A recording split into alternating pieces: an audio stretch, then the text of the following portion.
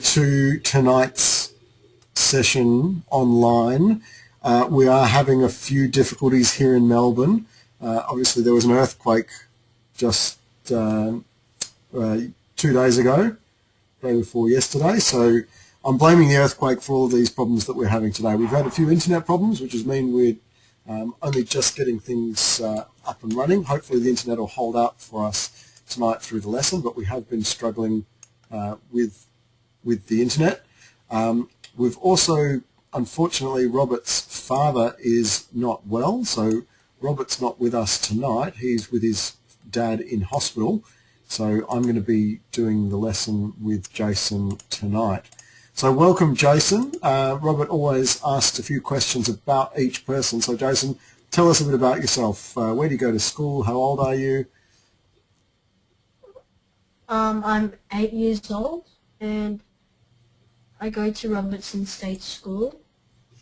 And where is Robertson State School, Jason? Probably, it's really close to us. Okay, and are you in Brisbane or on the Gold Coast? Brisbane. Brisbane. No earthquakes there, yeah? Yep. No? Okay, that's good. Well, we had earthquakes here, and it's freezing cold and pouring with rain. What's the weather like up there? A bit cold, sometimes warm.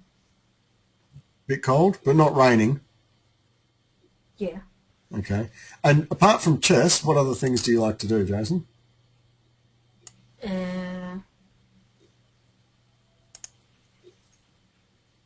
Playing D with my friends. Yeah? Do you do music or sport outside of school in a club as well, or just chess? I play viola. Viola, okay. Have you been doing that for a long time, yeah? No. No. Started this year. Okay. Excellent. Excellent. All right.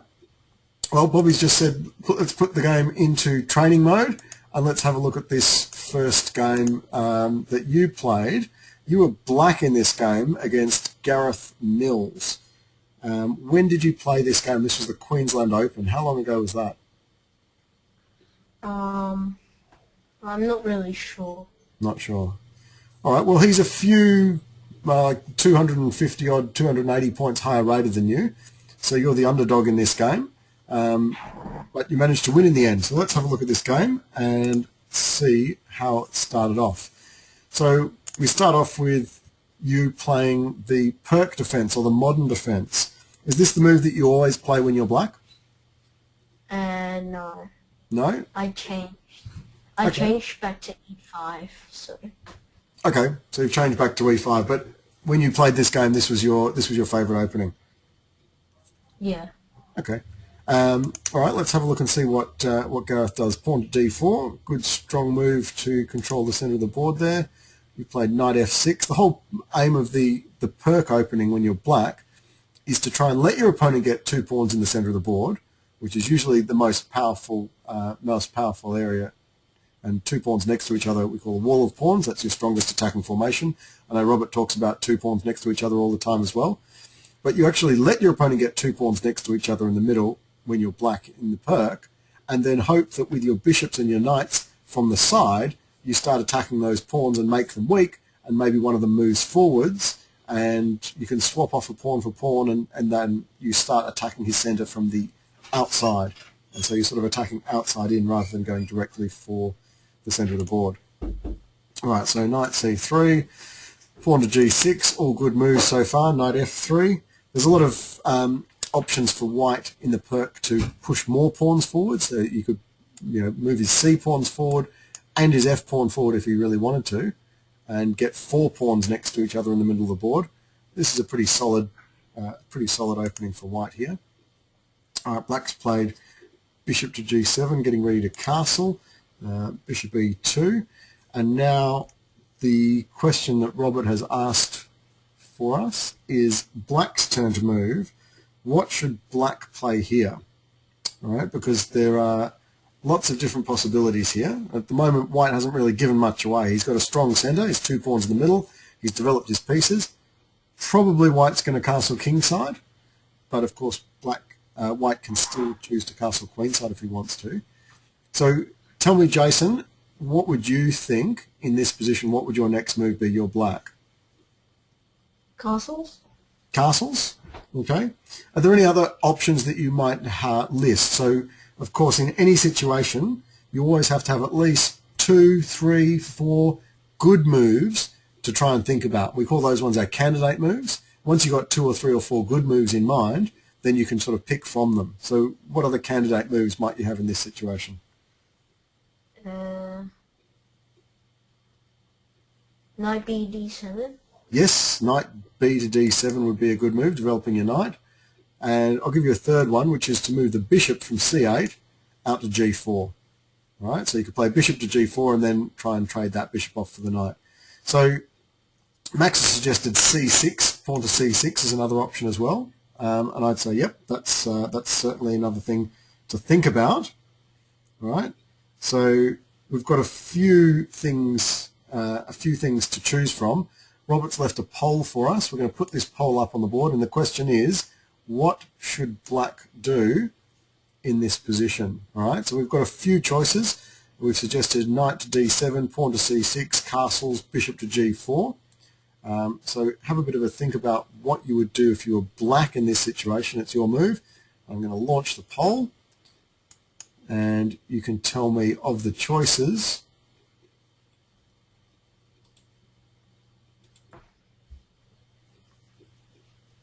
What options? So we've got 57, 65, 70% of people have voted already, so we're doing all right. We've got most of the votes in.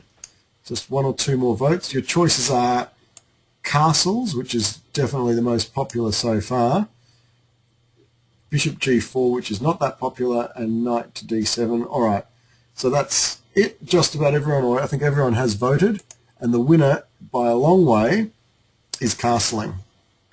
All right, so can I share that with you so you guys can see that? So you can see castling was the most popular, bishop G4 23%, and a couple of people, 18%, thought developing the knight. All right, so let's have a look again at the position. And definitely the best move here for black would be to castle. Now, all of those other, well, not all the other moves, but a lot of those other moves were good moves still. Like knight to D7, knight B to D7, or pawn to C6, they're okay, they're good moves. So why is it that castling is that much better and we should be playing castling in this position? Right, Jason, can you tell me why is castling better than knight D7, for example, knight B to D7? So I have to explain why knight B to D7 is good. Well, why is castling better? In the game, right, you played knight to D7, right, which is a good move. But castling would have been better. And what I want you to try and you told me before that if you were in this position, you would choose castling, which is the correct move. So why would you think castling is better than the move that you played in the game, which is knight to D7? Well, castling gets your king safe. Mm-hmm. And it kind of like develops a rook. So yep. After that, you could probably go to E8. Okay, very good. All right, so castling does get your king safe, brings your rook into a good position. You could play rook E8. But the main point is that Bobby said it, and Rahman's also suggested it. Rahman said that you could try and play knight to C6, and you're not really sure yet whether you want your knight to be on C6 or you want your knight to be on D7. Just depends what your opponent does. So what you want to try and do is always, if you've got a choice between 2 or 3 moves, pick the move that preserves your options, that gives you, next move, the most number of choices. So if you play knight to D7 now, which is what you did in the game, next move you could castle, but next move you can't play knight C6. Right? If you'd castled instead, then you would still have 2 choices. You could play knight C6 or knight D7. All right, so you understand that when you do knight D7, you can't do knight C6 anymore. But when you do castling, you can definitely do knight C6 or knight D7. So you get more choices later on in the game. All right, so that's really important in the opening, particularly, to try and keep yourself flexible, give yourself as many options as possible, and if you know you're going to castle, then just castle straight away. D5, which is a bad move for white. I don't think you should be doing that. It's putting all these pawns on white squares and opening up all these black squares. He doesn't need to do that. Again, this is an example of him not preserving his options. Right, when he plays D5, he could have just developed his bishop, castle, developed his queen, and then he could have played D5 later on, or he might have decided, in fact, he wanted to move the E-pawn forwards and play E5. So, yeah, D5, I think that's a bad move for white. So you've now castled, which is good. Get your king safe. And black castled. And now you played rook to E8. So what do you think about that move, Jason? Tell me, is that good or bad? I could just probably... The rook move probably just helps me push to E5. Right, right. So sometimes in the perk, Or you want to move this pawn forwards, don't you? You want to move that E-pawn forwards so that you can get some control over the center of the board. Because at the moment, you're squashed. You're sitting back on the last 3 rows. Your opponent's got the first 4 or even the first 5 rows. So you've got a real disadvantage in space. Rook E8 can be a good move sometimes to help push your pawn forwards to E5. Right? There's a couple of games, not just this one, but in the game you played against Mark Stokes as well, Jason, you made the same mistake. Rook to E8 here is not a good move because you don't need that to play pawn to E5. Like, if you wanted to, you could just play pawn to E5 now. You see, when you play pawn to E5, he can't take you because his pawns move forwards. Yeah?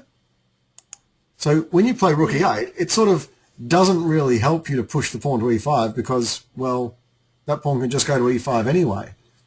Then when you play pawn to E5 later on, your rook is now going to be in a bad spot. It's going to be not on an open file, but on a closed file. Okay? So E5 is definitely a good move, puts your pawn into the center of the board, dominates the middle, so that's great. But if you're going to play E5, you can see straight away that's not an open file. And rooks have to go on open files. Right? Open file is a file with no pawns in the way. None of your pawns and none of your opponent's pawns. So when you play rook E8, you're putting a rook behind your pawn and your opponent's pawn. So it's actually a bad spot for your rook. It's completely blocked off. It'd be better to keep your rook on F8, and then when you play E5, next or in a few more moves' time, you could move your F pawn forwards to F5 as well. Right? Then you'll have your 2 pawns abreast in the center of the board, one on E5, one on F5. And then when you swap off E pawn for F pawn, your rook will be on a half open file on the F file. Yep. So you see that when you play rook E8, it can be a good move to play E5, but in this position, you don't actually need that to play pawn to E5, and it's going to end up with your rook on a blocked file. In the training squad that I run, I've been harping on about this just about all term with my kids. I said rooks on open files. Swap off pawns, put your rook on that open file. Don't leave your rook behind a pawn. Okay? Yep.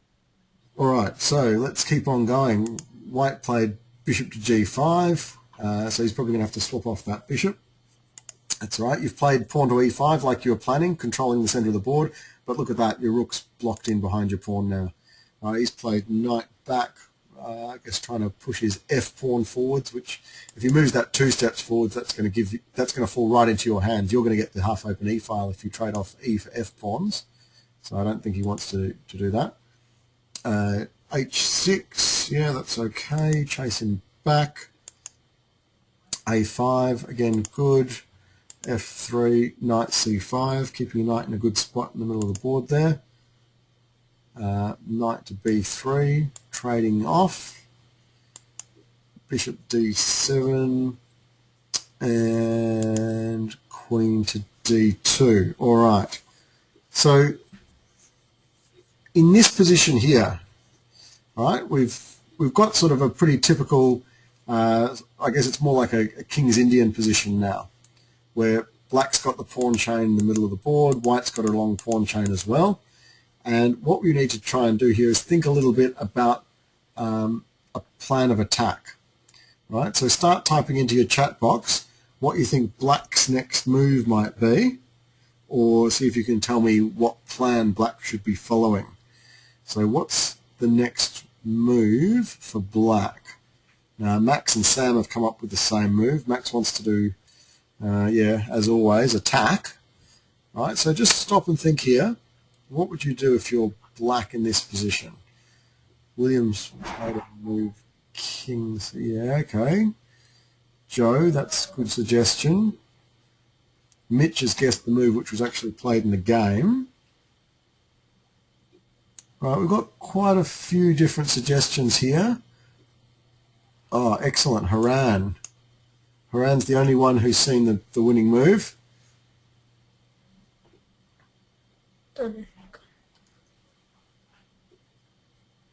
Jason played knight h5. Are you sure you want to play knight h5, Jason? No. No. I didn't see the pin. You just pinned, that's right, you're going to lose your queen. All right, Max, once only is enough. I can read your writing. All right. What did you play in the game? Do you remember, Jason? No. Don't remember? Okay. We've got a few different suggestions. One big suggestion was pawn to g5 and try and get a pawn storm going against your king. Now, against white's queen. While that does chase the bishop back straight away, you're going to find it very difficult to play pawn to f5 and get an open file. So usually in the King's Indian, what you want to do first is get that pawn from f7 to f5, two pawns next to each other. Right? Two pawns next to each other is always the strongest attacking formation. Then trade them off.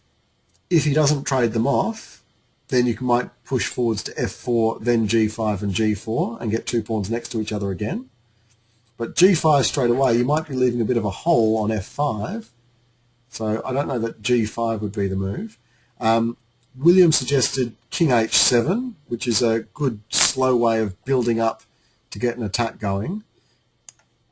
A few people suggested c6, which is the move that you played in the game, right? Pawn to c6, which is a good enough plan to counter-attack in the centre of the board and get a bit of stuff going on the queen side.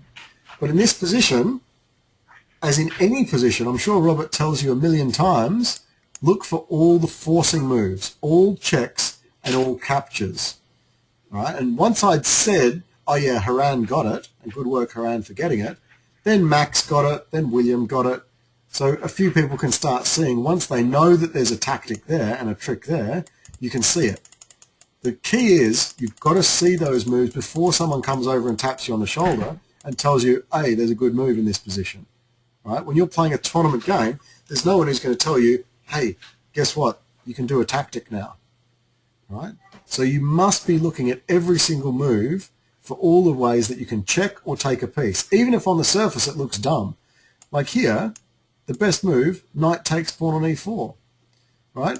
Your brain doesn't want to think about that because your brain knows that the knight's pinned to the queen. Yep, so you don't want to think about knight takes pawn because you think, well, why am I going to do that? I'm just going to lose my queen for nothing.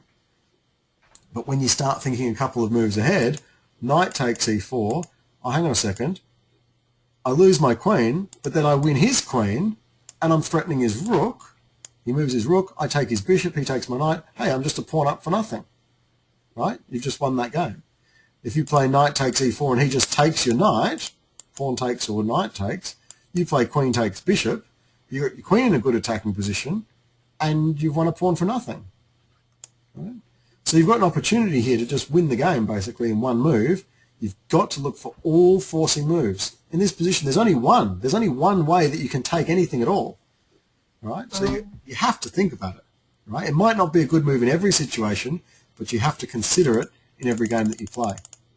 All right, so what you did in the game was pawn to c6, trying to counter-attack in the centre of the board, and traded off on c6.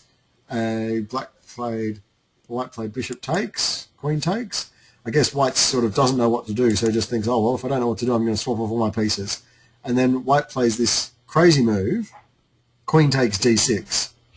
And then it's like, oh, I'll just take your queen for nothing. You were pretty happy with that, weren't you, Jason? Yeah, he didn't see my queen. Didn't see your queen was there. That's a terrible blunder. It's a terrible blunder, and he just loses the game for nothing. All right, we're going to go on to another one of your games. Let's have a look at your game against Solom now, Anthony Solom. So this time you're white, Jason. All right, let's have a look. Let's just hide the move list so we can't see what moves you actually played in the game. And let's have a look at what happened. So you're white. This time you did pawn to e4. He did b6. All right, strange move.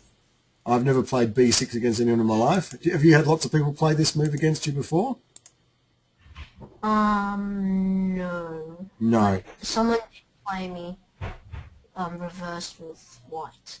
Except Okay. it was G3. They've played G3, okay. All right, if you see an unexpected move like this, right, this is completely unexpected. It's not in any opening books. You're going to go, oh, it's a bit of a weird move. What should I do? Think back to what I was talking about in the first game about preserving your options. All right, I'm going to launch a poll now, and then you can tell me what move would you play here if you were white. All right? So I'm launching a poll. It's white's turn to move. It's just the second move. I don't think we've ever had a poll on the second move yet. But here we are on move number 2. What would you do? Black's just played one move, b6, and you've got to try and work out what your second move would be. All right, there's 3 choices. You can move either one of your knights, or you could play pawn to d4. And I want to see at least 90% of people getting this one right. All right, I don't think it's going to be 90%. At the moment, it's only 70% correct. We've got 17 and 13% who have given us the wrong answer, but at least the correct answer is way out in front. All right. Anyone who hasn't voted, your last chance. 3, 2, 1. Okay, and the poll is closed. And the winning move, obviously, was pawn to d4. All right, but there was a few too many people who picked knight f3 and knight c3. So remember what I was saying last game, you've got to keep your options open. Do the move that you know you're going to do no matter what, and then save up the moves that you maybe are going to do, or maybe there's a different spot to move. Right? If you play, as you did in the game, knight f3, right, there are some good setups where you might want to play pawn to f3 and knight to e2 instead. Well, now you can't do that. Your knight has to be on f3. It's locked in there. It also gives your opponent the chance to play like e5 or something, or c5, and then make it harder for you to play pawn to d4. Right? And you know for sure that pawn on d4 gives you those 2 pawns next to each other in the center of the board, that pawn wall, which is your strongest attacking formation by far, a wall of pawns, and you've just given your opponent the chance to say, nah, I don't want you to have a pawn wall, play pawn to c5, and now you can't keep your pawn wall. You see, if you play d4, if he played c5 and says, oh, I'm going to kick you out of the pawn wall in the center, then you just play pawn to c3 and you keep it protected. So do you see, if you know, no matter what, that d4 is definitely going to be your best move, you should play that now and keep the options of playing pawn to c3, pawn to f3, knight to d2, knight to e2. You've got a whole heap of different choices. Whereas if you just play knight f3 straight away, you might want your knight on f3, but your opponent could now start doing some stuff like c5 and annoy you and go, now you can't keep your 2 pawns in the center. All right, so you got that, Jason? Try and keep your options open, okay? Look for a move, which is going to be a good move no matter what, and then you can always come back and do some of those other moves later on. All right, so let's see what happens. He does bishop to b7. You develop your knight. Yep. And then he plays knight c6, which is a little bit of a strange move, and you played bishop c4. Good move or bad move? Jason, tell me about that one. It attacks the f7 pawn. Good, so you're attacking the weak spot. That's excellent. And the bad thing is probably he just plays e6 and my bishop's bad. Oh, excellent, excellent.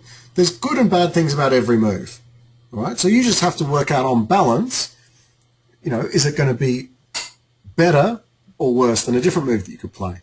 So bishop here definitely attacks his weak spot, develops a piece, gets ready to castle, so there's lots of good things about it.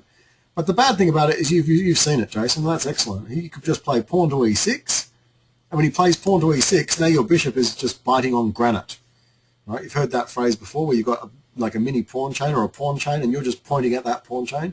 So if he plays pawn to e6, your bishop's going to be sort of useless, isn't it? So instead of putting the bishop on c4, you again could have played pawn to d4 and then maybe just bishop e2, and then you get to choose to castle kingside or castle queenside and keep attacking. All right, let's keep on going with this game. Lucky for you, he played pawn to e5, which is good, keeps your bishop in a good spot. d3, good move. He develops his bishop and attacks you, and you block it off. I don't know that I'd be too worried about him taking that knight, because you take back with the pawn, gives you more control over the center of the board. Yeah. Knight to e7. And then pawn to a3. Okay. Interesting. All right, so let's go back a couple of steps because there's a bit of an opportunity. Instead of playing like a3, or even before that, instead of playing bishop d2, what other options does white have here that might be strong in this position? Hi, Gabe. What other choices might you have here? Instead, like, you don't have to protect this knight, right? You don't have to protect this knight. It's already protected by a pawn. And if he takes you, you take back with a pawn, and now your pawns are pretty strong. You've got two pawns next to each other. That pawn on c3 would be helping your pawn move forwards to d4. So what other choices might you have in this position that would be good moves? Sam and Joe have both suggested castling. Yep, that's an obvious move. Gets your king nice and safe. Any other moves Jason you could think of here? Tactical moves, maybe. We could just develop our bishop to e3. Yep, bishop to e3. So you could develop your bishop to d2 or e3 or even g5 if you wanted to. We've got William, Max, Thomas, good move, suggested the correct move as well. Evan suggested the right move. Joe's gone for a bit of a sacrifice with bishop takes f7. A little bit crazy. William's got it. What about knight g5?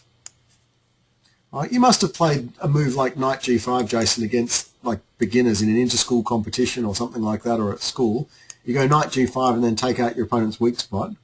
Now, I know you're playing against someone who's got a rating of 1300, so he's a lot stronger and you would think wouldn't fall for something simple like that. But what's he going to do if you play knight g5?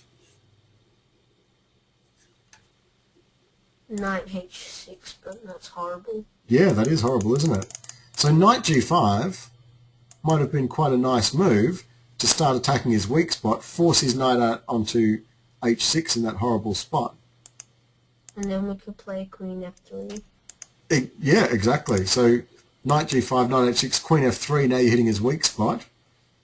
Oh yeah, and then you could castle queenside and go for a big attack on the king side if you wanted to. But then you could play queen e6. Yeah, you could play queen e7. So he can probably hold it, can't he? He can survive, but his position's not looking very good. If he plays queen e7, you might castle and play knight d5. You're just getting into a slightly better position. So the key is when you're in this position, or any position, I said in the first game, you need to have 3 or 4 good moves in your mind, and then you think about all of those different moves, and then you choose the best one.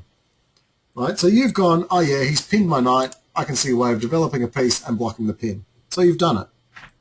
But it looks to me like you didn't have 3 or 4 candidate moves in your mind. You didn't have 3 or 4 choices in your mind. You just sort of basically played the first move that came to mind, which looks like a good move. Right? And you'll always play good moves if you just do the first move that you think of that's a good move. You just won't play great moves. And sometimes a great move, you need to play a great move if you're playing someone 300, 400, 500 points higher rated than you to beat them.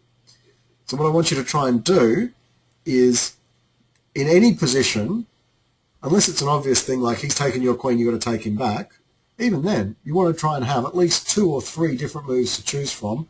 In a position like this, you might even have 4 moves to choose from, and then you think through all of them and try and pick which one's the best one. All right? And you don't just do the first move that you think of that looks like a good move, okay? So, A3, bishop back.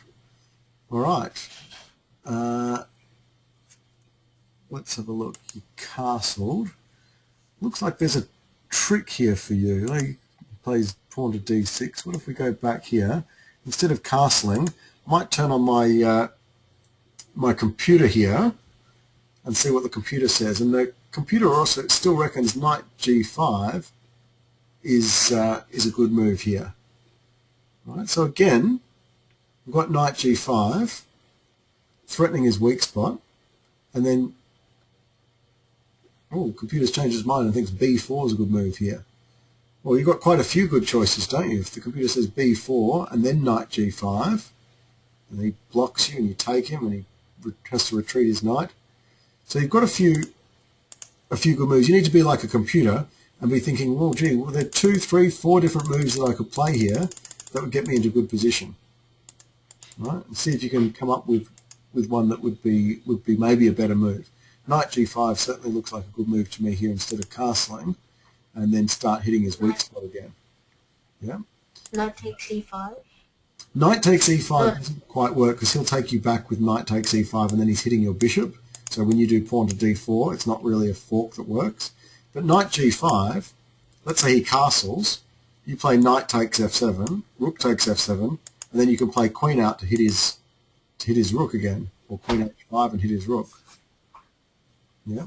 So Max is suggesting b4 and then knight g5, which is again the same sort of idea. You've got a bit of an opportunity. He's got this pawn which is a bit weak. Knight g5 castles. Oh, actually, probably the best. Knight g5. He castles. Then you play queen h5, threatening checkmate, right? And at the same time having the knight, the queen, and the bishop all aiming on the weak spot. Can you see that, Jason? Knight g5, aiming for the weak spot. He castles because that's the only thing to do to protect his weak spot. Then you do queen h5, and you've got him. Queen h5, you're threatening to win his pawn on h7. You've got checkmate next move. If he plays pawn to h6, you just do knight takes pawn on f7, backed up by your bishop and your queen. Yeah. All right. Max is suggesting you could play pawn to b4 first, chase his bishop back a step, and then do it so he can't play d5. So you've got some good moves here, but you're just playing the first good move that comes into your mind. Right? So I want you to be thinking more different candidate moves every single turn. Right? Not just the first move that comes into mind, but a few different possibilities. All right, so bishop e3, developing some more pieces. Knight g5, finally aiming for his weak spot. f6, unfortunately, can block you. Okay, knight e6, looking pretty good in there, threatening his g-pawn. Is there a better move? Let's stop and think for a second here. Anyone who can have a bit of a think about this, knight e6 looks like a good move, getting a knight into a good spot, threatening a pawn on g7, but again, if you see a good move, look for a better move. Have 3, 4, 5 different moves in your mind and see if you can work out which one's going to be the best. Bishop e6. Why is bishop e6 good, Jason? Because the queen has to retreat back to d8 and then knight f7. Falls. Yeah. What happens after knight f7? What would black play?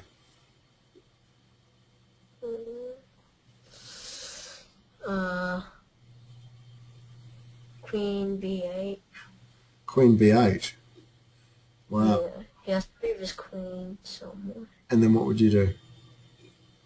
Knight takes h8. Yeah, killer, killer. So yeah, you've seen it now.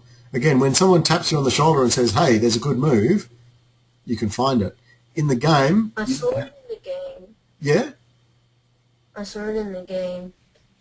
and you didn't play bishop e6. Why not? Because I thought he could just get my knight back, because it's not really going to get out somehow. But you've got his rook. You maybe even you've got his queen. All right. I think after bishop e6, you can win his queen actually. All right. I've found an idea here. All right. Why did my chessboard go funny? Can everyone see there a funny bishop on d7? Let's just go forwards a few moves. Let's go back a few moves. Oh, my bishop's stuck on d7. It's not meant to be there. All right, hang on a second. Let's open this game up again. I'll just zoom through forward to that position. All right, how can you win black's queen here?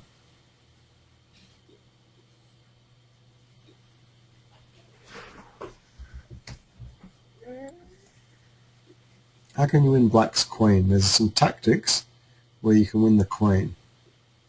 Is it the same move? So Still bishop e6. Yeah, bishop e6 threatens the queen, right? Then the only move for black is to play queen d8, right? That's the only move. His queen's in danger. He's got to play queen d8, right?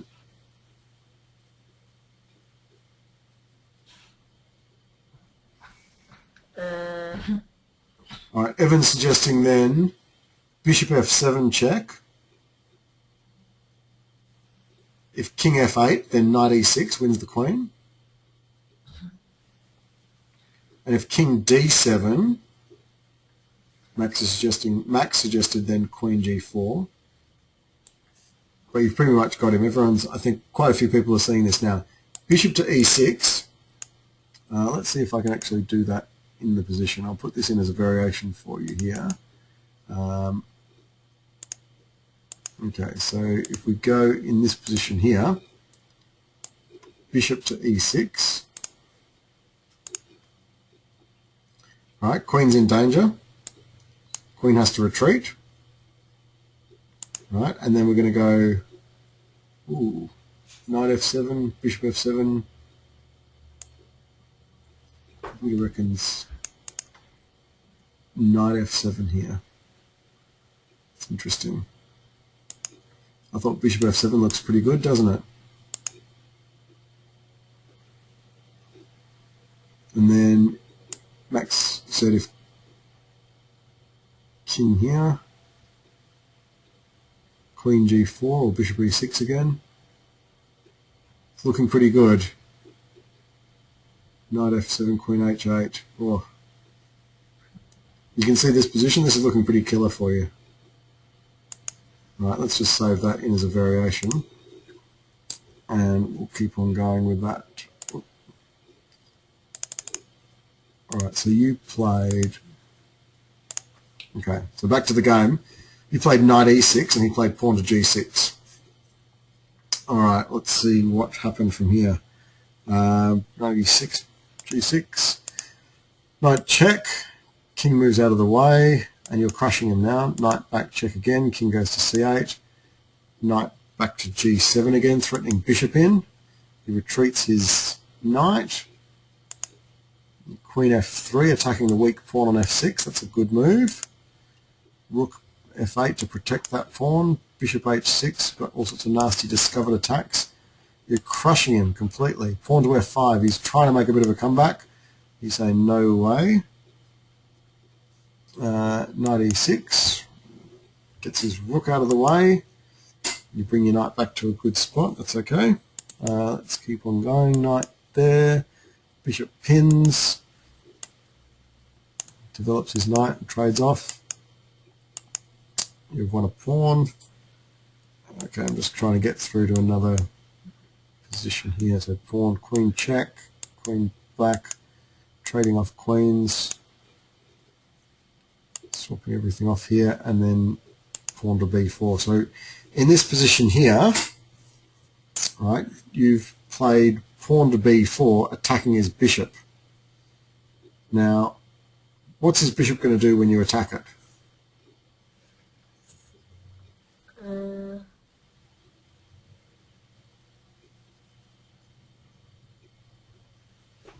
Right, so if you play pawn to b4, what's he going to do? Sam knows what it is. It's good, Sam. What's that bishop going to do? Bishop d4? Yeah, bishop d4. Yep, he's going to play bishop d4. It's like his only move, because otherwise he's lost his bishop. So, do you think c5 or d4 is a better spot for his bishop? D4 is better. D4 is better, correct. So when you play pawn to b4, you're actually helping him to get onto a better square. Imagine you're in a running race against someone, right? You're sprinting for the finish line. They're just in front of you, and the finish line's just ahead. Would you push them in the back just before the finish line and push them across the line before you? Or would you think it'd be better to just sprint as fast as you can and concentrate on you trying to cross the finish line first? Concentrate on me to Exactly. to the Yeah, that's right. You don't want to push your opponent in the back, just because if you push them across the finish line, that's actually helping them. So pawn to b4 is actually helping him here. You're attacking his bishop and helping him go into a better spot. He's like, oh, thanks very much. Thanks, Jason, for pushing me in the right direction. Maybe he wouldn't have gone there. You know, certainly your knight would have been safe if you hadn't played pawn to b4, right? So don't worry too much about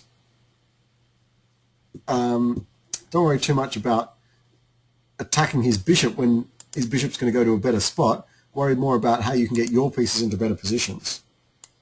All right, so let's go. You've got to protect your knight now. Knight e6. You drop your knight back, and we're going to get rook a to d1. Swap off a few pieces, and now after knight f4, it looks like you have a chance here. So you played f3 in the game. You played f3 in the game, but what other options might you have here for white?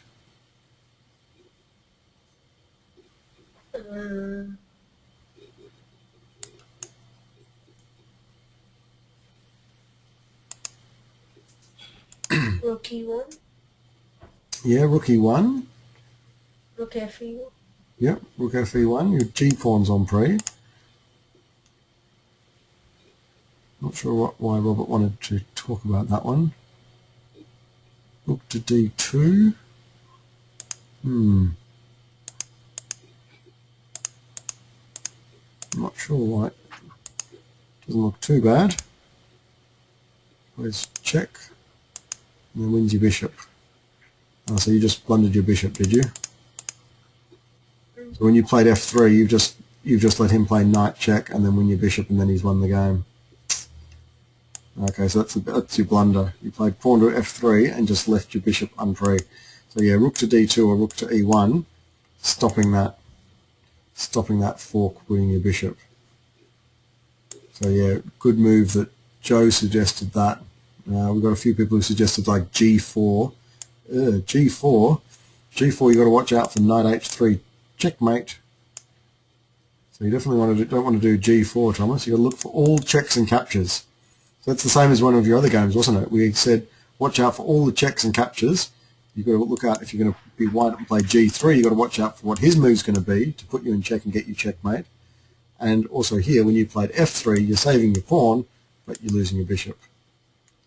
So after f3, you lost your bishop, and then the game is pretty much over from there. All right, let's have another look at your game against Mark Stokes. No, we want to go to Roberts. No, we want to go to the next game. All right, we're going to have a quick look at your game. Your white against Alistair. I know we're running very short on time, but we're going to just quickly get through and ask a couple of questions about this game as well, okay? So we're going to play e4, c6, d4. So a Caro count opening that he's playing. Knight there is a good move, developing, controlling the centre of the board, swapping off, bishop f5, attacking your bishop and chasing back, that's good. Knight there, knight out, developing a bishop, very good. So everything's going good so far. And then you play like bishop g5. And I think that's a bit of a boo-boo. I know, Bobby, it's 7:15. We're going to have to wrap this up very quickly. We just want to have a quick look at this. Bishop g5, you're pinning his knight, but if he attacks you and then you swap off bishop for knight, you're actually swapping off your good bishop. So you probably don't want to swap off your bishop. So if you don't want to swap off your bishop, why put it there and let it get attacked? Right? Maybe it would have been better to put it on f4 and you're controlling all these squares along the diagonal. Right? So same thing, knight e5. What's the point of that? You don't need to play that yet. You should just be castling. You should just be playing pawn to c3, queen to e2, castle. Get all your pieces developed before you do this move with your knight a second time and developing another piece. So he's developing a piece. You're trading off pieces for, trading off. And then again, you've got this opportunity to castle or to develop your queen, and you play knight e4. So Jason, in all these games that we're seeing, the three things that I think that you need to work on is, number one, in every position, try and have at least 3 good moves in your mind, and then really think about all of them and pick the best one. Because lots of times you're seeing a good move and you're just doing it. But instead of just seeing a good move and doing that move, try and have 3 good moves, think them all through, and choose the best of them. That's what that's called candidate moves. So you want to have at least 2 or 3 good moves. Pick of those 3 candidate moves which is the best one, and you'll find that you play much better moves because you'll see a good move and then you go for a better move. All right, the second thing to think about is checks and captures. We've seen a couple of times where you've missed opportunities to win his pieces, or like in the last game, and then also what happens in this game is you actually miss opportunities that he's threatening to put you in check or to take one of your pieces, and you just lose a piece. All right, so first of all, more candidate moves. Second of all, more checks and captures. And thirdly, if you know that you're going to do a move for sure, 100% in a game, like you're going to castle, like you're going to develop your pieces, do those moves first. And like moves like knight e4, it's pinning the knight, but it doesn't really do anything. Like if you don't want to take him because he'll just take you back. There's no point to it. So save those moves for later on when you might decide, oh, actually, no, I don't want to do that later on. So make sure that you get your king castled, you develop all your pieces first if you know that they're going to be good moves. All right, we've got check, block, queen back, and then swap. And then you've made a big blunder here, bishop e3. And this is the last question for the night. What did black play here to beat Jason in one move? So he just plays a really good move here. Simple tactic, checks and captures, and just wins one of Jason's pieces. And once he's a piece down, unfortunately, it was all over from there. So type that into your chat box if you want to know if you know the last move. Yavini got it just like that. Good work, Yavini. William suggested a good move, which is probably winning as well. And Evan and Sam have got it. Yeah, Thomas has got it now as well. Yeah, it's an easy move. Queen to b4 check. And you do queen to b4 check, you can take the bishop for nothing. All right. A couple of people also suggested rook takes pawn, which is a good move as well, winning a pawn. But I think queen b4 check, winning a whole bishop is a little bit better. All right. So good work to all of you guys who suggested queen to b4. It's just an example of looking for all the possibilities for check or taking a piece. And those checks and captures, you never know, one of them is going to be a good move. So Jason, you've got good strategies going there. You've got good openings. All right, we've just got 3 things for you to work on. And so when we see you at the Australian Junior Championships, I'm going to be asking you some more about those 3 things again, okay? So remember those three things: looking for checks and captures, looking to try and do moves which you know you're going to do anyway and keep your options open for later on, give yourself more choices later on, and also make sure that you've got at least 3 candidate moves for every position. All right, if you've got any questions, I'll be hanging around for a little while, but otherwise that's it for tonight. Thanks very much, Jason, for being part of it, and thanks everyone else for answering all your questions. We hope that Robert's dad is feeling much better soon and out of hospital, and we look forward to Robert being back next week working with, who's up next week? Does anybody know? I can't remember who it is. Bobby. All right, Bobby Zhang's up next week here in Melbourne, and I think we've definitely got a few good games, Bobby, of yours that Robert will have a look at. So we'll see Bobby next week here at the shop. Otherwise, we'll see you guys later on. Bye.